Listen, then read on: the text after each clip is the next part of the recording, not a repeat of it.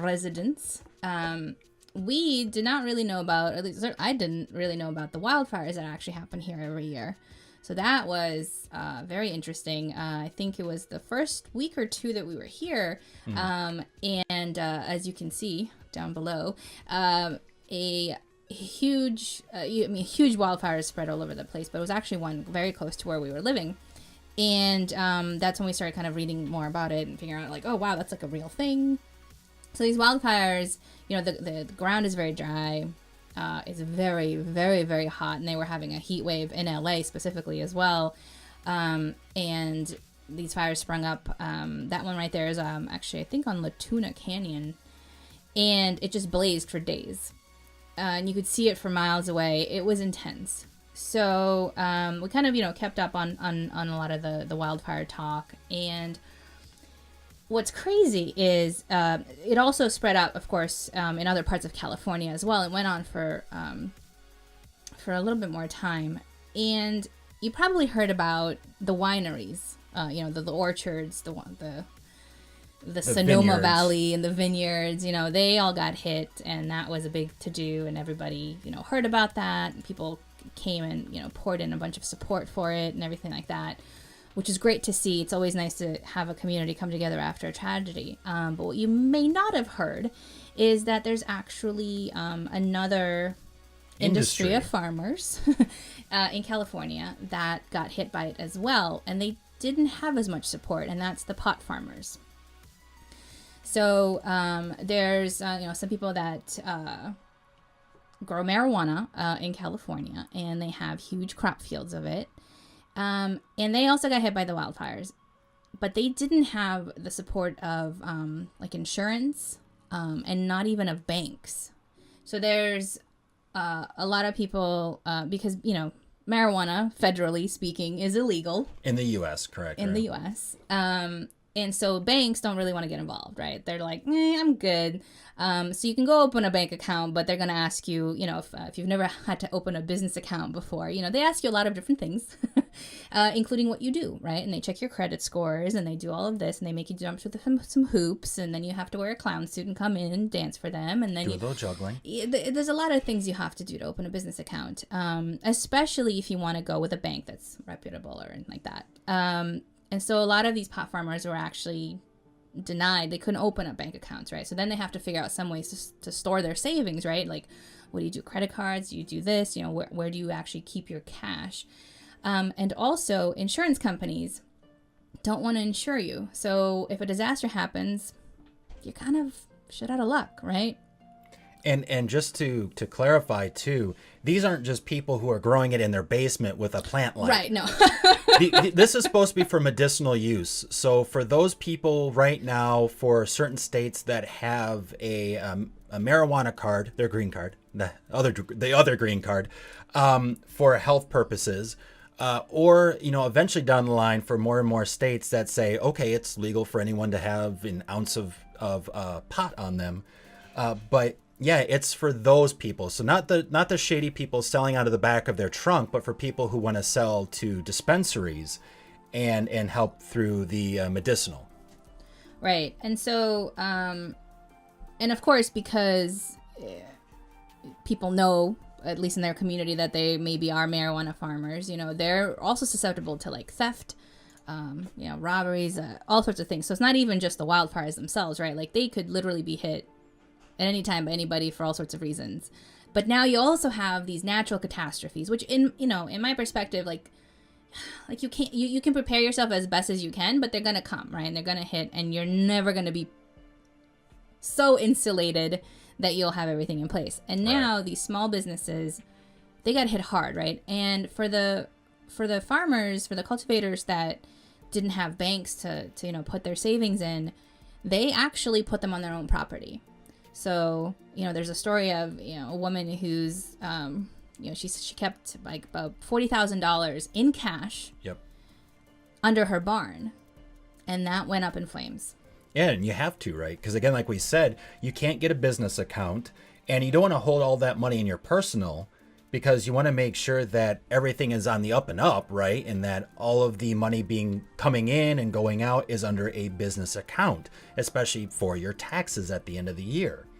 And so what do? Well, you're not going to put it under your mattress. I mean, you could try, right? But if someone robs your house or your, something happens, your house floods. So you try to do the best you can. You bury it in the ground, for example.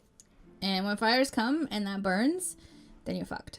So I don't know, reading about that story just blew my mind, because here's, like, having a business is hard enough, right? Like, you're doing all this stuff that nobody sees. You're putting all this time into making sure that you're putting out a good product, especially if you really care about what you're doing.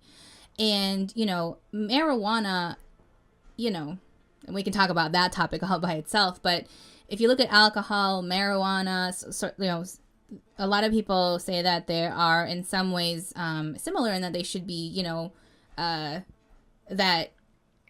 Anyways, I'll go off that topic, but but that basically, that if you're going to allow alcohol, which actually has a larger impact on your responsiveness and your mental acuity, and people, there's so many cases of where alcohol led to bad shit happening, right? So, you're looking at this marijuana, and it, luckily, it's becoming more legal, and people, the stigma is kind of getting removed from it. And so these business owners, one, because, some of them actually believe that, they believe in the importance of it, and they believe in what it can do and where that industry is going, that they're going, okay, well, let me advance my skill set, right? Because it used to be like, well, as a farmer, what would I do? Okay, well, I would either raise livestock, or I would grow corn, or things like that. But there's even limitations to that in the US, where the government will even pay for some farmers to just let their crops die off. Oh, yeah, that's crazy. That's crazy. And so it's like, we're talking about all these issues with not enough food and people starving in the US, but yet so much food goes to waste because they don't want extreme competition or lower rates for food, because bigger companies dictate what that price is for that bundle of corn or what have you. So it makes for a very interesting conversation. And, these other farmers are going, well, I want to get away from that. I want to still use my skills, but how can I make it more 2.0? And so many of these people are going, well, marijuana is the way to go, or I should say cannabis is the way to go. Right. And so they believe in the product that they're selling, and they want to help people. And, they're already facing the obstacles of starting a small business. It's already an uphill battle. And now they don't even have the help. They don't really have the help of the government. They don't have the help of the banks. They don't have the help of insurance.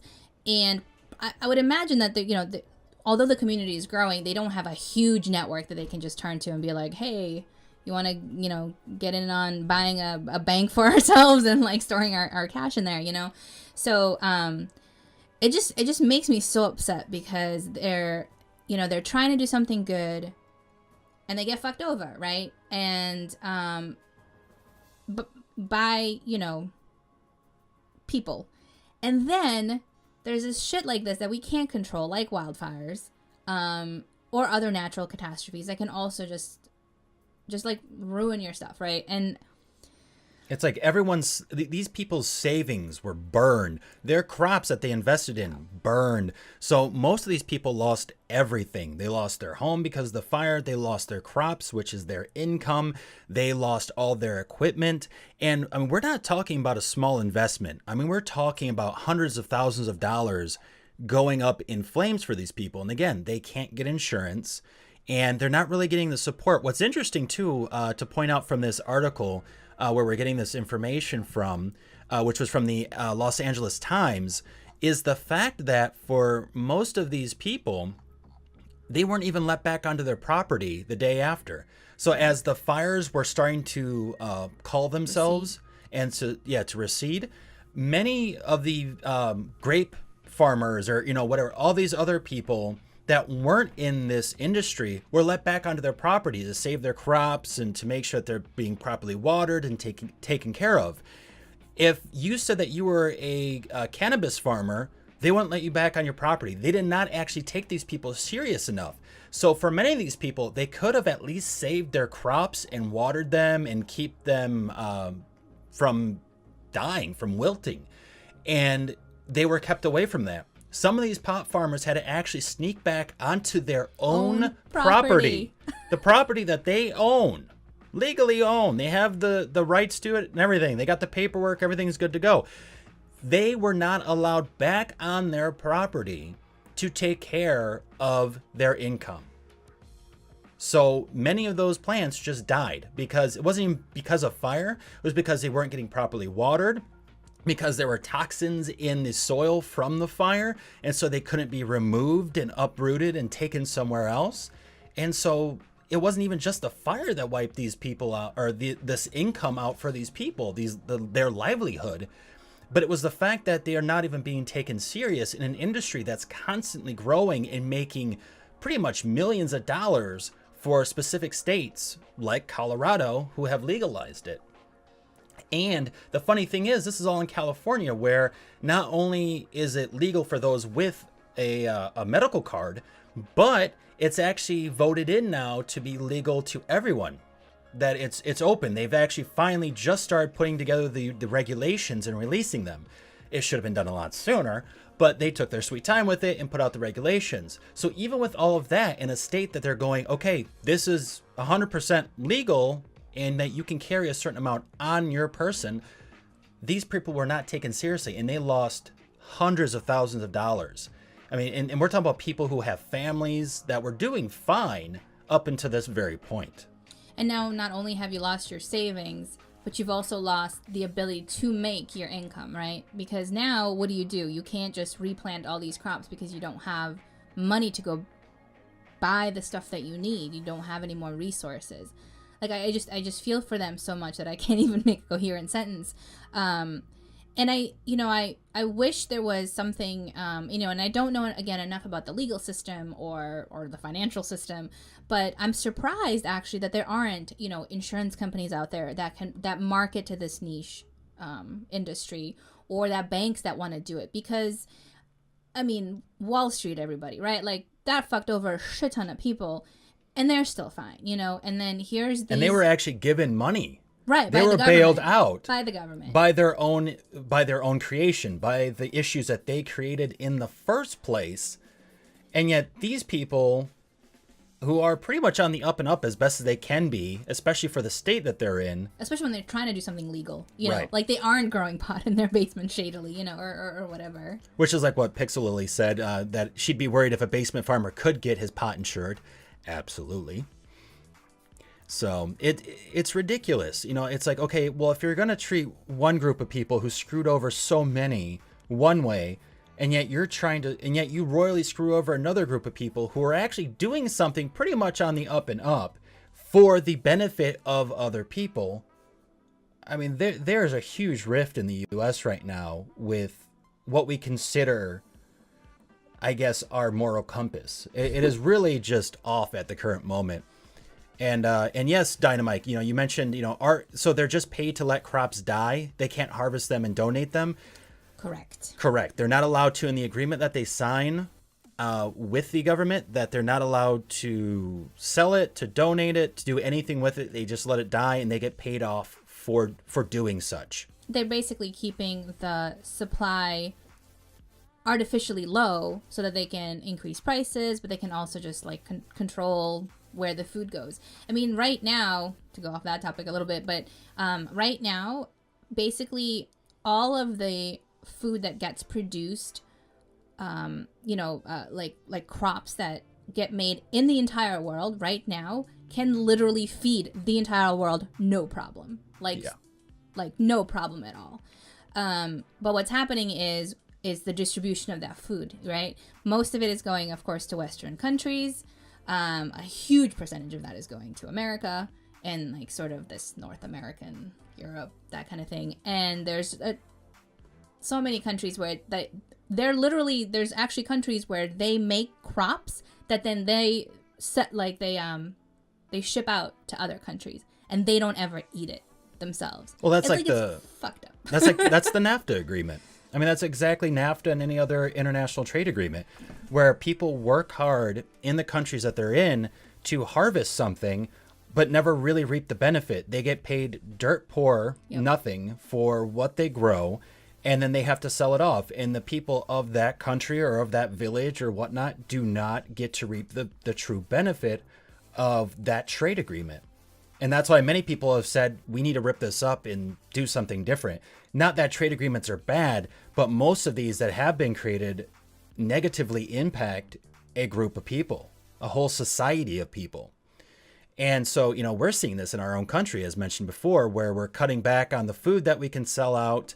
And, it's been impacting farmers as is. Now you're going to negatively benefit farmers who are trying to do something new and different, which is becoming legal in most states. And especially if they're growing it in a state that is legal. That's the kicker. That is the kicker. If they were doing it in some place like New Jersey right now, which they're fighting to try to even get medicinal marijuana legalized. If it was somewhere like there, I could understand it. It sucks, but you are doing it illegally even in the state level, even if it's federally illegal. But to do it in some place like California, I just feel like there's no excuse for that. Well, they just did that this year, right? So now, the people who can get together, banks or insurance companies that can support them, like they've got to probably get their shit together too legally. But it's fascinating to me that that they didn't have that. These people, I just didn't know is it, and that just really sucks. So my heart goes out to them. I wish there was something more that I could do. I know that there's support groups that you can Google and definitely help them out if that's something that you're interested in. But I feel for them. As a small business owner, I feel for them. Oh, yeah. I mean, and just to give you the sense of the intensity of the fires, too, because I think it's so easy to disassociate ourselves when we just see images, even like the ones that we're showing you here, for instance, if we bring that image back up. I mean, that's crazy, right? But we see films and we see TV shows and everything with these images in here of fires blazing, and it doesn't really hit until you actually see it, or at least see the impact of it. And these fires were intense. I mean, tons of people even died. So it's not even just losing your homes. It's not just you losing your livelihood, but you're losing your life. There were multiple stories of couples who died, especially older couples who were, 70s, 80s, 90s. Those who had to jump into their pools just to try to stay away from the flames and, survive as best as they could. One person actually died of hypothermia in the pool to try to save themselves from the fire and dying in the fire, of all things.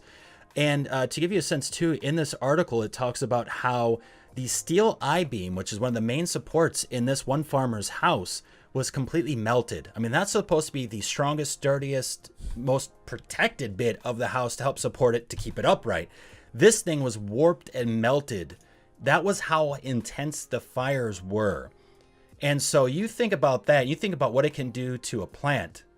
I mean, that is insane. So there's a lot going on with this whole story, and a lot of people impacted in general. So, whether it's supporting the farmers here or supporting those people who have been impacted by this in general, who just lived out in those areas in Northern California, feel free, get inspired and help support them, because it really has hit hard. And I don't think it's really been understood, because there's so much going on right now with our climate, with weather happening right now, between tornadoes and hurricanes and massive flooding and air quality issues in this country, in the US, and in many other countries, where, I mean, stuff like this can easily get kind of swept under the rug, even though it was such a huge travesty, to the point where they had to get federal assistance for this fire. It actually became basically a national emergency based on how big the fire was, how fast it was spreading. As we mentioned too, there was fires in Burbank, fires in Latuna Canyon, multiple fires happening all over the place. And this year we had actually the largest fire in LA history. It was the closest to LA, and it was the largest one that we've had so far. And they only keep getting bigger and far worse. So, but climate change isn't real. Hey. And Lunar says, as well as air quality within a large radius, ashes falling everywhere. Woke up to my car covered in ashes. Kind of hard to breathe. Exactly. We had the same issue too. We were actually in Northern Hollywood at the time, and our car was covered in nothing but ash. And it was just, it felt surreal. It was like, what is this, snow? What the hell's going on here? It was so weird to see that. And we actually went out to breakfast, and in California, everything is outdoors pretty much, right? So even your seating for your restaurant, no matter the time of day or part of the year, you're outside and you enjoy eating outside and whatnot. And ashes were coming down heavy, especially around the Burbank area. So, I mean, this was a very real and surreal thing. And we were lucky enough to just be south enough from it. But there are lots of issues that can stem from this, as Lunar mentioned, like breathing and whatnot. The quality of air around you, and it impacts the quality of life overall. And I feel too, like, you know, there's of course all sorts of different types of natural disasters. Fire, I think, is a, you know, kind of unpredictable, sort of like a, you know, like a storm, like a hurricane or something like that, because it can spread really fast. And like you mentioned, it can literally, you know, burn through something that's supposed to be super, super resistant and super strong. And but I mean, obviously, all sorts of natural disasters can, you know, affect all these man-made structures and all this stuff that we put together. You know, I mean, I don't think, again, it's hard to be prepared for something like that too. Mm-hmm. It's intense. Well, yeah, and many people said, well, you know, I had people coming up to me saying, well, how is it that your house went up in flames and that you were almost caught into it, right? Like, you think you would just see it coming and you could be like, oh, look, a fire, and just start, you know, booking it, get in the car, get the kids, get the dog, get the hell out. But many of the people said that it just went like that. It was that quick that it went from nothing to a massive fire in their house. So, you know, less than a second. In less than a second. It almost felt like. So there was no real way for many people to prepare. You get a little spark that gets carried in the air and you have enough dry tinder there, basically leaves and grass and everything else. And again, California had a huge heat wave this year. So there was tons of just dead grass and vegetation that everything could just easily spark in an instant. And that's exactly what we saw here.